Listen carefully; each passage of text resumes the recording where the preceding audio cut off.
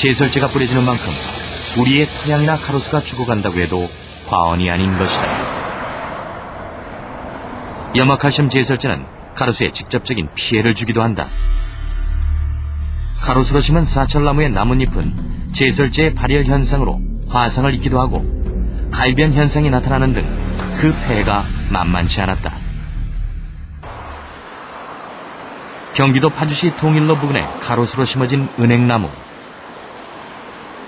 이 일대에 은행나무는 고사한 것이 많은데 고사하지 않은 경우는 생육 환경의 스트레스로 인해 성장 상태가 매우 좋지 않았다.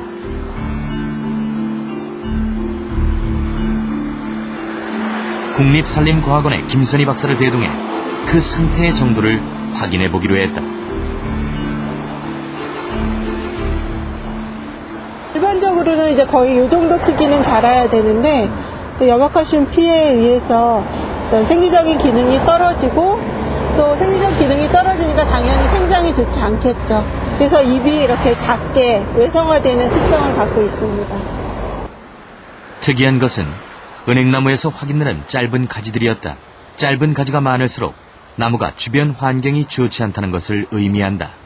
저런 게 이제 단지라는 거거든요. 예. 은행나무에서만 볼 수 있는데 저 단지 발달이 많아요. 그러니까 스트레스를 받은 은행 같은 경우. 생명력이 강해 가로수의 식재로 많은 사랑을 받고 있는 은행나무. 하지만 그 은행나무마저 염화칼슘의 독성에 무너지고 있었다. 염화칼슘이 가로수에 미치는 영향은 어느 정도일까? 나무의 반응을 살펴가며 염화칼슘의 농도를 0.5, 1, 3%로 점차 올려보았다. 소나무는 염화칼슘 농도에 따라 반응할 것인데 광합성 검사를 통해서도 그 상태를 확인할 수 있었다.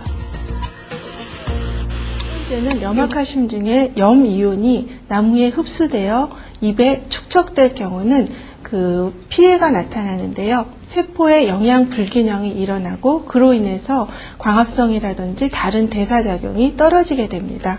이렇게 돼서 대사작용이 떨어지게 되면 생장에도 영향을 미치게 돼서 잎이 작아진다거나 뿌리의 세근이 발달되지 않는다거나 생장을 불량하게 만듭니다. 소나무는 염화칼슘 농도 3%에서 잎이 누렇게 변하는 황변의 피해가 확인됐고 은행나무 역시 염화칼슘 농도 3%에서 소나무와 마찬가지로 황변의 증상을 보였다. 3번 나무는 염화칼슘의 내성에 취약해 0.5%의 농도에서도 황변 피해가 나타났다. 플라타나스로 잘 알려진 버즘나무도 3번 나무와 마찬가지로 염화칼슘에 상당히 취약하다는 것을 알 수 있었다. 염화칼슘이 가로수에 미치는 영향은 비단 계절에 국한되지 않는다. 가로수의 생장이 왕성할 5, 6월에 그 피해의 증상이 고스란히 나타나기 때문이다. 잎이 마르는 위조 현상과 잎이 누렇게 변하는 황변 현상, 잔뿌리가 발달하지 않는 등 가로수의 생장에 전반적인 영향을 끼치고 있었다. 겨울철 염화칼슘의 사용은 필요 불가결하지만 한번 염화칼슘을 준다고 해서 모든 나무가 피해나 어떤 고사하지는 않습니다. 매년 반복되는 염화칼슘이 누적되다 보니까 피해가 나타나고 있습니다. 도시의 혈관인 도로에 원활한 흐름을 위해 뿌려지는 제설제. 그렇다면 사람은 염화칼슘의 독성에서 자유로울 수 있을까?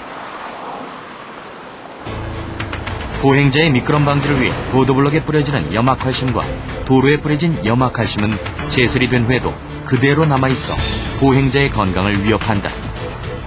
제설제가 피부에 닿거나 호흡기를 통해 유입될 수 있기 때문이다. 염화칼슘은 고체의 상태로 사용되기도 하지만 물과 섞어 염화수로 쓰는 경우도 많다. 액체 상태일 때 발열 반응이 더욱 빠르기 때문이다. 그러나 염화수를 만드는 과정에서 작업 현장의 사람들은 염화칼슘의 위험에 그대로 노출되고 만다.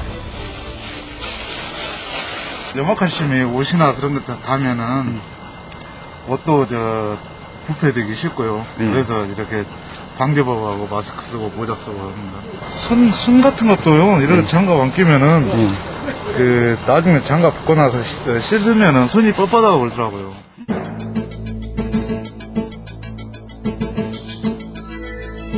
살포된 염화칼슘이 피부에 접촉하게 되면 피부 자체가 빨갛게 되거나 수포가 생기게 되고 심하면 화상을 입을 수 있다.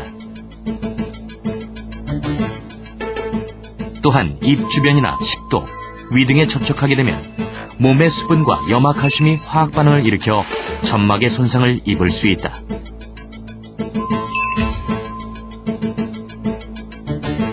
특히 안구의 경우는 가장 위험하다. 예, 염화칼슘이 눈에 접촉됐을 때 가장 위험합니다. 염화칼슘 분말이 눈에 접촉이 되면 이제 우리가 이물질이 들어오면 눈물이 이제 분비가 되는데 염화칼슘 자체가 수분과 만나면 발열 반응이 일어나고 화학 반응이 일어나기 때문에 특히 각막에 상처를 입히고 화학 반응이 심해지면 각막에 화상이 발생합니다.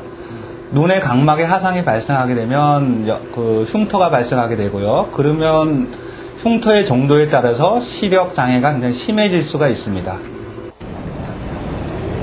점점 잦아지는 강설. 강설은 턱설로 이어지는 등 도시의 기능을 마비시키기에 충분하다. 사고의 예방을 위해서라도 신속한 제설 작업은 꼭 필요한 일이다.